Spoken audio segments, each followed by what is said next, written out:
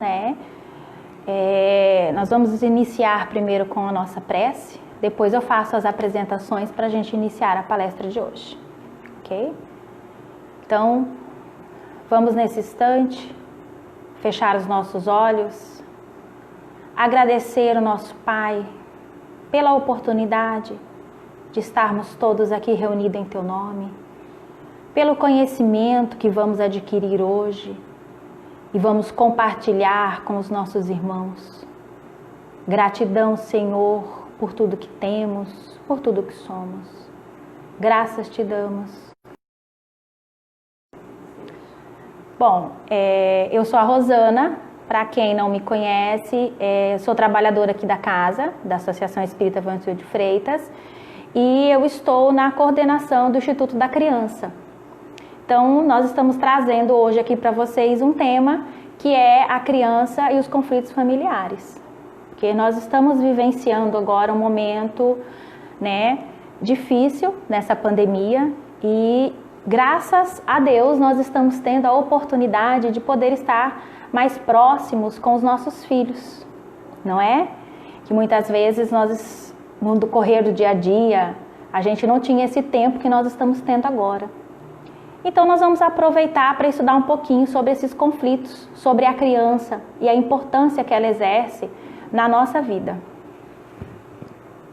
Então a gente começa o que é a família? O que vocês acham que vem a ser a família? Então Joana de Ângeles, ela coloca para a gente o seguinte: a família é a abençoada escola de educação moral e espiritual. Ela é uma oficina santificante onde se lapidam caracteres, laboratório superior em que se caldeiam sentimentos. Então ela é bem clara. A família é a nossa primeira escola moral.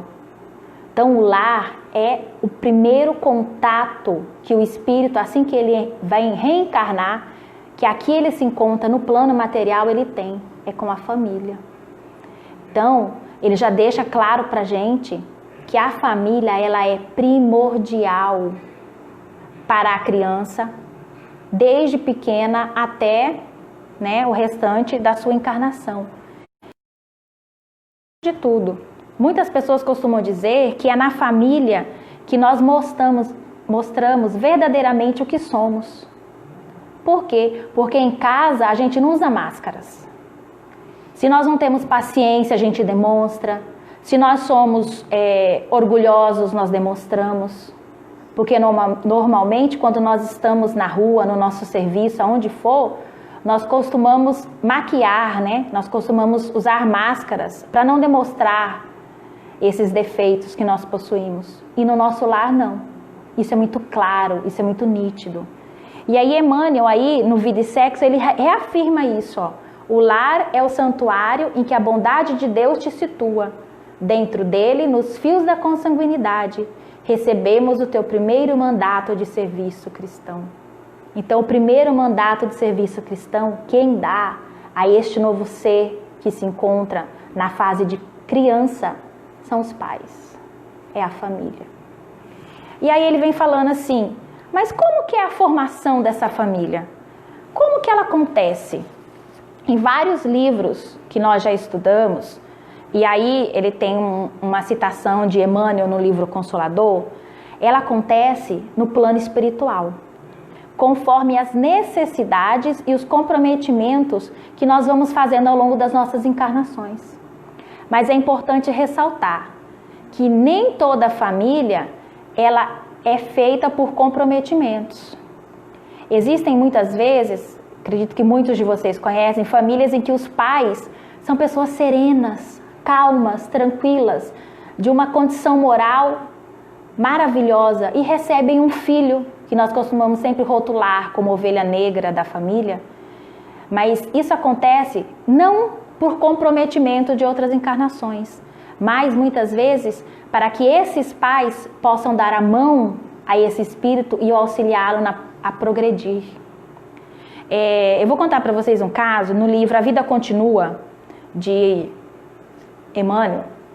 Ele nos fala de um triângulo amoroso, uma jovem que se apaixona por um rapaz e o amigo também se apaixona por ela. Então o que acontece? Esse amigo, para poder ficar com a moça, ele leva o outro ao desencarne, ele mata. E faz transparecer que ele cometeu suicídio. O que acontece?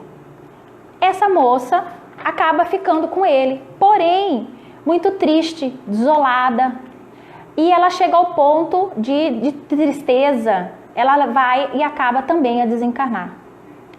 Esse rapaz, porém, conhece uma nova moça, por interesse, porque a família dela era muito rica, ele se aproxima dela. A mãe dela percebe a índole do rapaz. E o que ele faz? Ele convence a moça a internar essa mãe. Ele a coloca num hospício como se ela fosse uma louca. E lá ela fica. Quando ela já está melhor, pronta para sair de lá, ele não permite que ela saia. Então ela vem a desencarnar presa. Então ele casa com a moça e eles vão constituir uma família. O que acontece? Eles recebem. Quem vem a ser os filhos?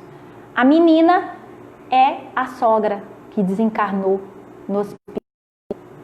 E o menino é aquele amigo pelo qual ele matou. Então, o que acontece? A formação da família aí se deu por esse entrelaçamento que foi constituído, por essa ligação. Ele recebeu como filho, por quê? Porque a criança, quando vem para nós, a primeira vez, quando a gente olha, a gente tem nela é a inocência. Então, os pais, quando recebem aquele ser tão pequeno, não tem como não se apaixonar.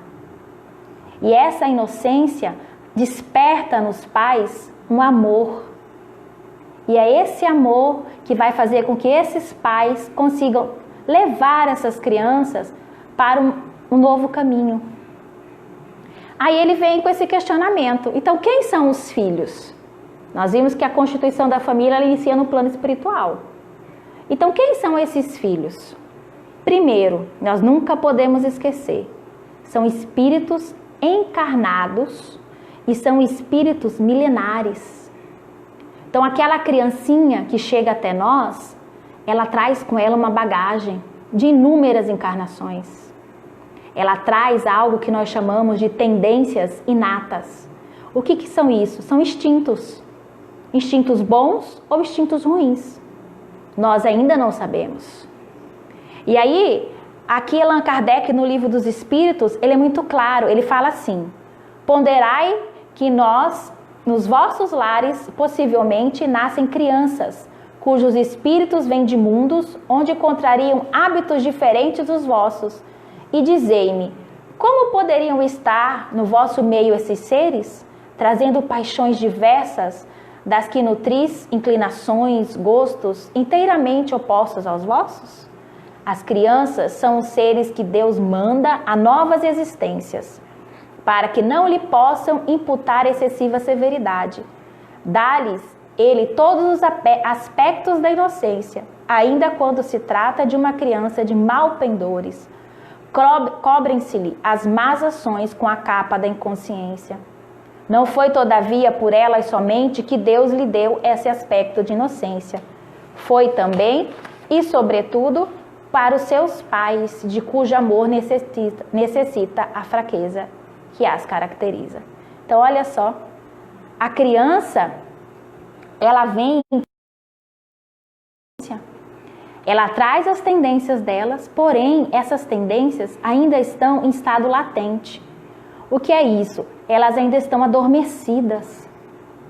Então, quando elas chegam com aquela ar de inocência, não só elas, como para os pais, é para esconder as más tendências e também para que os pais possam se apaixonar. Porque se faz ali uma ligação. E essa ligação, ela é necessária. Como todos nós que aqui nos encontramos, nós estamos aqui para progredir. E assim são as nossas crianças. Elas também, quando reencarnam, quando chegam aqui no plano material, elas vêm com essa mesma finalidade, do progresso, né? Então, para progredir, o que acontece? Então, por que esse período infantil ele é tão importante? O que a doutrina espírita nos traz referente a isso? Ela nos coloca que exatamente no período infantil, a criança, por ela estar com todas as seus instintos ainda em estado latente, é como se eles ainda estivessem adormecidos. Então, é igual a argila. A argila, quando a gente molha, a gente começa a manipular, a gente não consegue dar a ela a forma que a gente quer. É mais ou menos assim. Então, a gente consegue trabalhar na criança conforme a tendência que ela vai demonstrar. Porque até os 7 anos de idade, ela ainda não está com a sua encarnação completa. Ela ainda não está completamente presa na matéria orgânica, que é o corpo. Por isso que nesse período infantil, a criança tem os amiguinhos que ela conversa, que normalmente são realmente espíritos desencarnados. Por isso que nesse período, ela tem ainda um lado mais sutil, que faz com que a gente consiga acessar. E aí se encontra exatamente o período e a etapa em que nós, pais, precisamos iniciar a trabalhar com os nossos filhos. Não é quando eles crescem e que eles já sabem decidir o que eles querem, que a gente vai dizer para eles, ou tentar corrigir hábitos que começaram lá atrás. É sim nesse período infantil. Por quê? Porque a maneira da gente tem de auxiliá-los ao progresso, né? E aí ele fala que a medida... Allan Kardec está no Evangelho segundo o Espiritismo, que assim como o jardineiro, quando a planta vai crescendo, que ela vai mostrando aqueles galhos que vão saindo, ele não vai podando, justamente para que ela cresça corretamente, no lugar certo, ele vai trabalhando. É esse o trabalho dos pais. À medida que os nossos filhos vão mostrando essas tendências inatas que eles já trouxeram de outras encarnações, nós vamos trabalhar com elas. Se o meu filho, dependendo da idade lá, ele tem 2 aninhos, 2 anos e meio, ele já está indo para a creche, e ele começa a apresentar, por exemplo, a trazer brinquedos que não pertencem.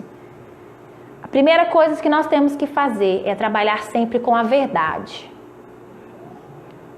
Abaixe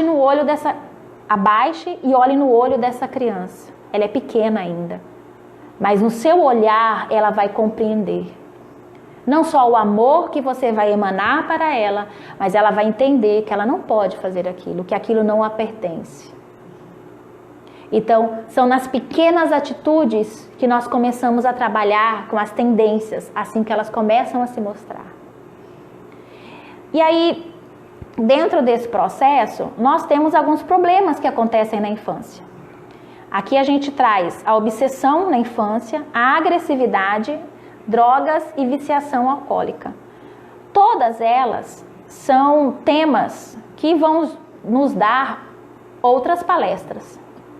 Mas é interessante a gente saber que muitas das nossas crianças, quando elas reencarnam, elas trazem as reminiscências, as lembranças do passado.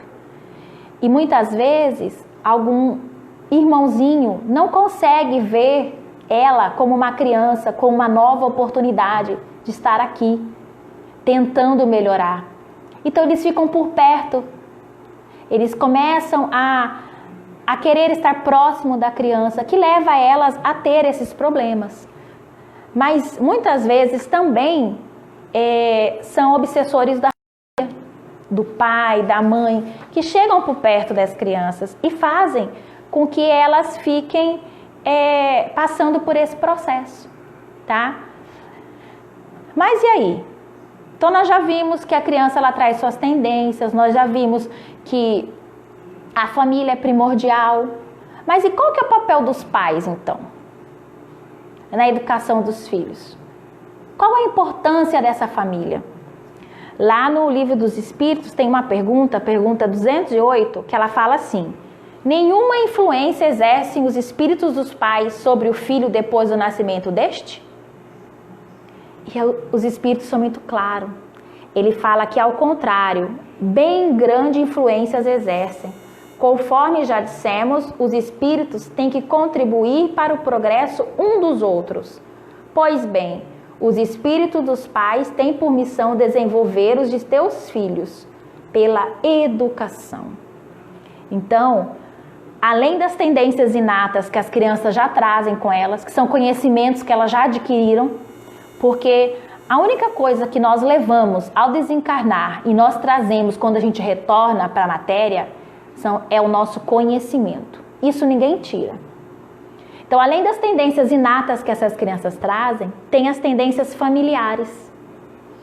Então, o que acontece? Elas pegam dos pais, elas reconhecem nos pais as atitudes e as inclinações. Aí, o que vem entrar aí de importante? A questão do exemplo. Então, é complicado para um pai falar ou fazer alguma coisa, querer ensinar alguma coisa que ele não consegue vivenciar. Ah, Rosana, mas então é complicado, não é fácil. Tem uma passagem que fala, né, em que Deus vai nos perguntar: o que fizeste do filho que lhe foi confiado? Então, o período infantil, ele é o mais propício para que a gente ensine essas crianças, para que a gente mostre para elas qual é o verdadeiro caminho. Não esperem essa criança crescer para mostrar para elas, por exemplo, o nosso Mestre Jesus. Elas precisam conhecer desde pequena. Vocês estão acompanhando aí todos os dias o culto que o Márcio faz às 10 da noite. Independente desse culto, vocês podem fazer o culto do Evangelho com a família de vocês. A criança, ela pode e deve participar. Vocês podem... Um livrinho, eu recomendo um livro espírita. Porém, vocês podem adotar um livro que tenha um cunho moral, porque é a moral que nós precisamos trabalhar, né? A educação do nosso lar, ela é muito importante. E não tem como eu terceirizar isso.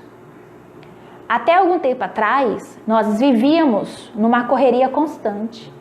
Agora, Deus, Ele é tão maravilhoso que nós estamos tendo a oportunidade de estar mais tempo com os nossos filhos, de conhecê-los.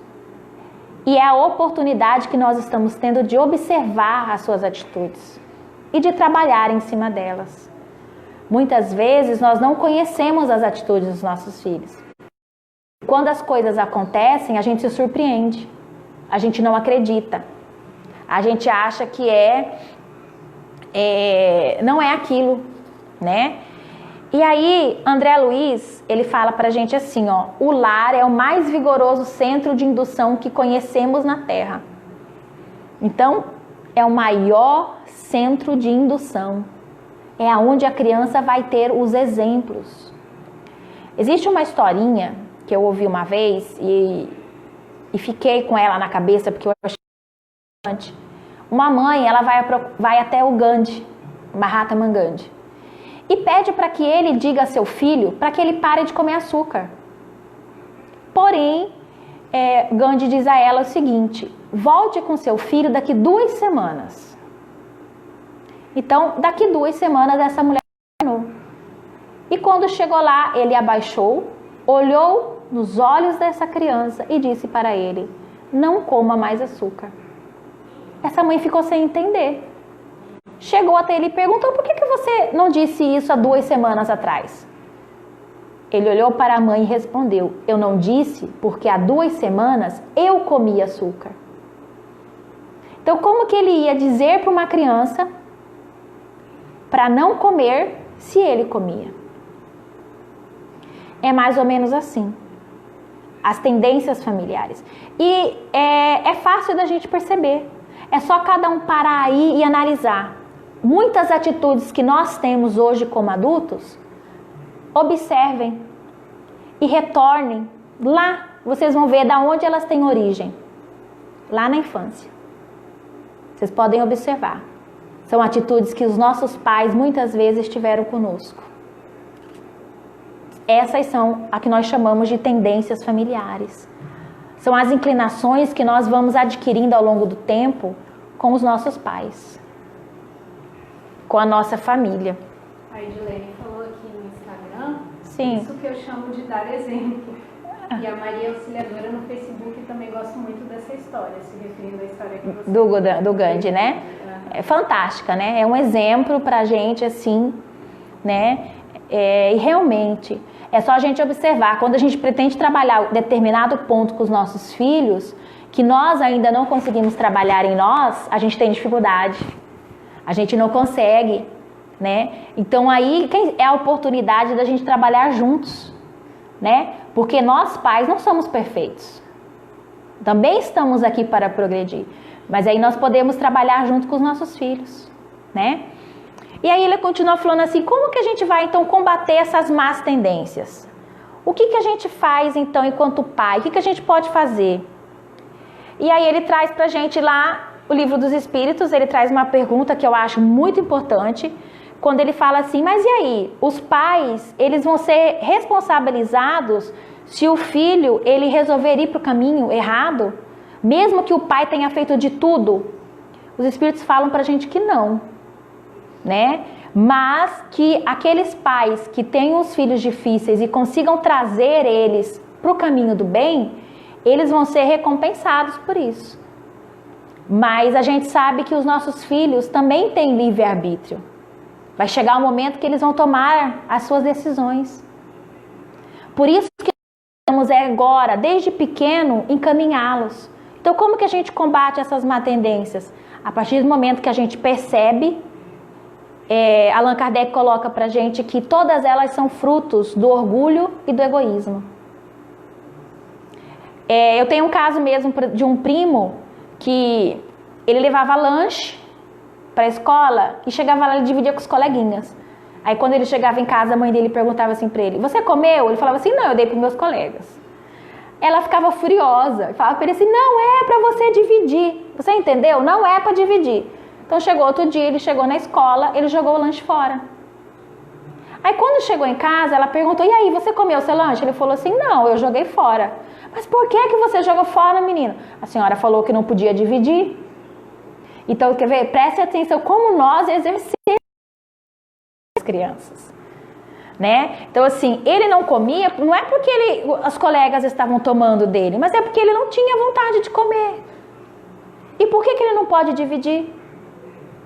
Por que a gente não pode ensinar isso para uma criança? Né? E aí ele vem trazendo, existem pontos que são perigosos para nós pais. Primeiro, a gente não pode desconsiderar a importância do nosso lar. Segundo, nós não podemos ignorar que antes dos nossos filhos serem nossos filhos, eles são filhos de Deus. Isso é primordial. Falar sempre a verdade, né? E é interessante também que desde pequeno a gente já ensina o nosso filho a auxiliar no nosso lar, com pequenas responsabilidades. É lógico que eu não vou pedir para uma criança de 2, 3 anos fazer uma coisa que ele não vai conseguir. Mas eu posso ensinar para um bebezinho já de 2 anos, 3 aninhos, que o brinquedo que ele esparrama, ele junto comigo, brincando, ele pode guardar. Então são nas pequenas atitudes que nós vamos demonstrando para os nossos filhos que eles também podem fazer. Eu trago para mim um ensinamento que eu tive de um parente muito querido, que depois que desencarnou, em um momento que, em conflito com a minha filha, ela me disse que só o amor transforma. Então, nós precisamos, nesse processo de educação, ele é um crescimento de via dupla. Quem disse que é só o pai que ensina? As crianças também nos ensinam muito.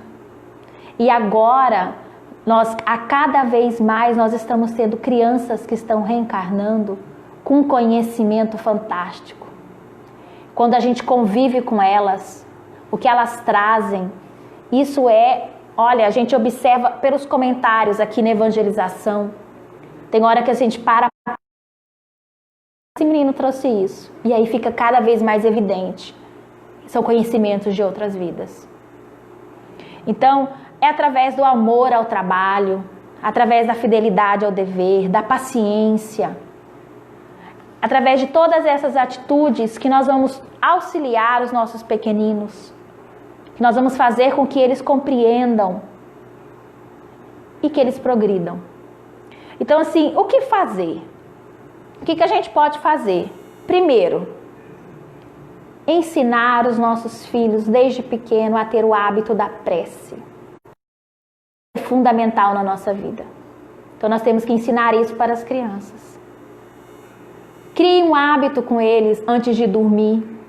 Ensina eles a orar, a rezar, a fazer a prece.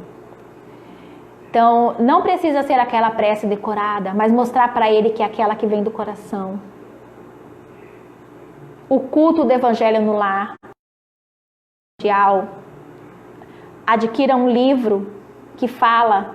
Existem uns livros da editora Alta de Souza, que se eu não me engano chama Os Ensinamentos de Jesus. Eles são 4 livros. Eles trazem os capítulos do Evangelho segundo o Espiritismo. Então, são ótimos. Você pode começar desde o primeiro. A cada culto você vai lendo um pedaço com a criança, porque lá é uma linguagem que ela entenda.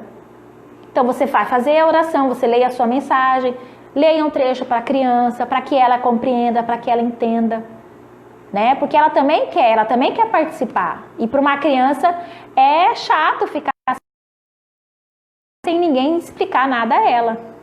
Ela precisa entender na linguagem dela. E o que eu recomendo é a evangelização espírita infantil. Gente, a evangelização, ela funciona com embasamento evangélico, um embasamento teórico e prático. Ela tem todo um material estruturado que vai justamente passar para a criança os ensinamentos à luz do Cristo, todos os ensinamentos de Jesus. Então, a criança que chega do berçário e quando ela chega no jardim, ela já estudou toda a vida de Jesus. E aí ela vai para o nível 2, quando ela já pega uma certa idade, ela vai estudar o livro dos Espíritos, ela vai estudar o Evangelho. Então, olha o conhecimento que essa criança vai adquirir. Sem contar das práticas que ela vai fazer. Ela vai aprender o auxílio ao próximo. Ela vai aprender. Então, a evangelização, ela faz aquele papel de semear, o de plantar as sementinhas. Porque lá na frente, o efeito vai surgir. E nós estamos acompanhando, ao longo do tempo, esse surgir desse semear. Não está demorando mais muito tempo, não. Por quê? Porque quando ela pegar uma certa idade, ela vai ter que usar o seu livre-arbítrio para fazer escolhas. E ela vai lembrar, você pode ter certeza, que ela vai lembrar dos ensinamentos que foram feitos em casa, ela vai lembrar das aulas de evangelização, e ela vai pensar muito antes de tomar o caminho errado. Então, a evangelização ela é primordial. Oi. Tem uma pergunta aqui que a Miguelina fez. Sim. Falando sobre o exemplo, né, que os pais dão. Aí ela perguntou assim: como você explica quando o filho não tem um bom exemplo em casa, mas tem um caráter excelente? Sou professora e vejo isso na escola. Sim. Que bom, eu também sou professora. Isso acontece realmente. É que nem aquele caso quando eu disse, quando os pais, eles estão, vamos dizer assim, mais evoluídos, aquele filho rebelde. A intenção é que os pais ajudem esse filho a progredir. Nesse caso, é o filho que veio para auxiliar esses pais.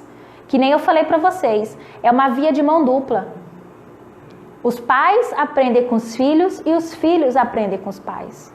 Então, muitas vezes, esse espírito dessa criança, ele fez um compromisso em auxílio a esses pais, que provavelmente, moralmente, né, estão em situações mais, né, que precisam de mais auxílio. E ele está ali para auxiliá-los. Então, além disso, nós temos a questão do diálogo. Nossas crianças hoje não são crianças que aceitam. É isso? É, não. A gente precisa conversar. A gente precisa explicar, exemplificar e falar sempre a verdade. Porque eles sabem de tudo. Eles dão nó no pingo d'água, e principalmente na gente. A compreensão. Nós precisamos compreender toda a nossa estrutura familiar, compreender as necessidades dos nossos filhos. A paciência. Como é difícil, né, gente? Paciência não é uma coisa fácil, porque no decorrer do dia a dia, quando a gente percebe, ela já foi. Então a paciência ela é primordial, porque tem coisas que nós vamos falar para os nossos filhos 1, 2, 3, 1000 vezes. Mesmo depois que eles já estiverem adultos, a gente vai voltar e vai continuar falando. Os bons exemplos, né? Nós já vimos aí a história do Gandhi e no dia a dia em casa. E o trabalho no bem. A gente pode auxiliar os nossos filhos, mostrando para eles que existem outras crianças que necessitam muito mais do que eles. Nós pais temos o hábito de achar que nós temos que dar para eles tudo que nós não tivemos. E aí a gente esquece de mostrar para eles o valor disso. E eles também não aprendem. Então, eu tenho 2 filhas, as 2 passaram, uma já passou pela evangelização, já está na mocidade, a outra está na evangelização. E toda vez que nós fazemos trabalhos na rua, em final de ano, que a gente sai distribuindo brinquedos, eu a levo as 2, para que elas vejam a realidade das outras crianças. Porque elas precisam compreender, elas precisam entender o quanto isso é importante, o quanto nós precisamos trabalhar isso. E do mesmo jeito, como tudo que entra, de novo, no guarda-roupa delas, tem que sair alguma coisa. Então o que eu posso sugerir para vocês? Criem uma rotina dentro do lar, criem combinados em que cada uma possa fazer ter uma determinada responsabilidade sobre alguma coisa. Então, quando alguém ganha muitas roupas novas, e aí, minha filha, será que no seu guarda-roupa não tem alguma roupa que possa sair, que a gente possa doar? Será que você não está com muito brinquedo? O que será que a gente pode tirar daí? Então, nós vamos criando os combinados. E eu tenho certeza que isso vai se tornar algo natural para eles. E da mesma maneira, nós estamos mostrando, sem eles perceberem, que eles podem dividir, que eles não precisam ser egoístas. E mostrar também que existem outras crianças que precisam muito mais do que eles. Tá? Então, assim,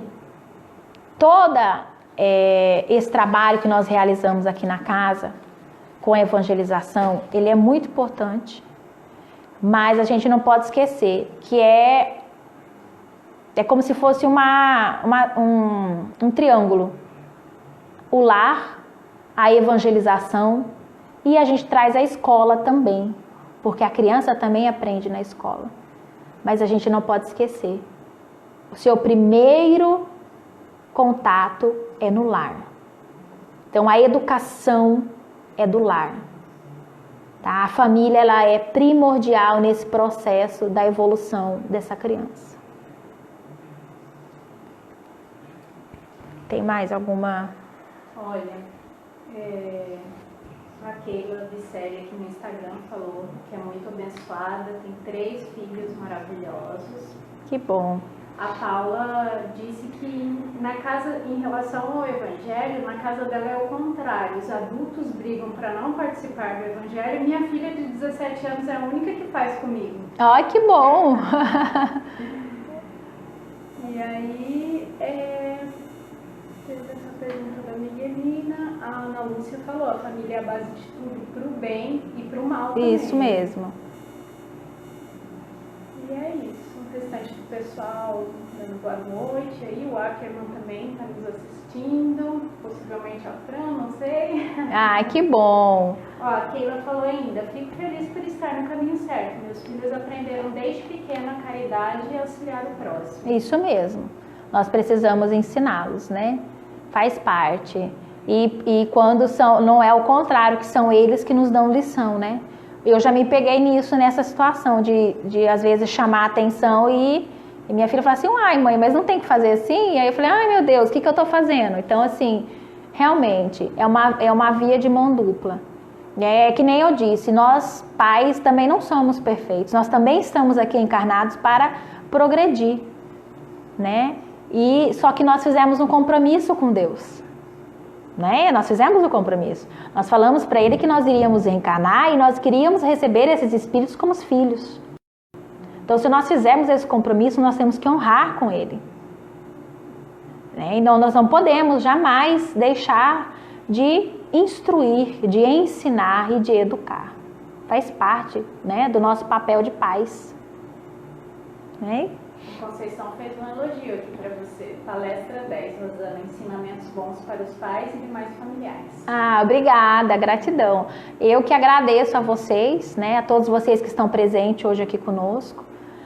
É muito bom, é minha primeira vez aqui, eu até falei para a Júlia que eu ia brincar falando assim, olha, eu tô acostumada a falar com criança, né, mas é um presente e quem sabe a gente volta mais vezes, né, com outros ensinamentos, porque conhecimento, a gente adquire na leitura, no nosso dia a dia, mas o primordial é a gente compartilhar esse conhecimento, né?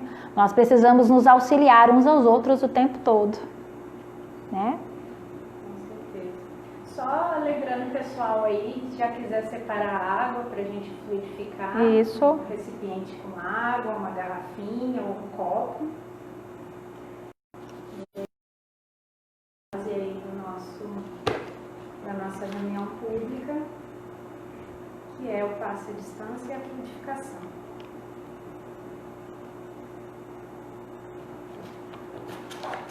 Tirar esse daqui. A Vânia, Rosana é maravilhosa em tudo.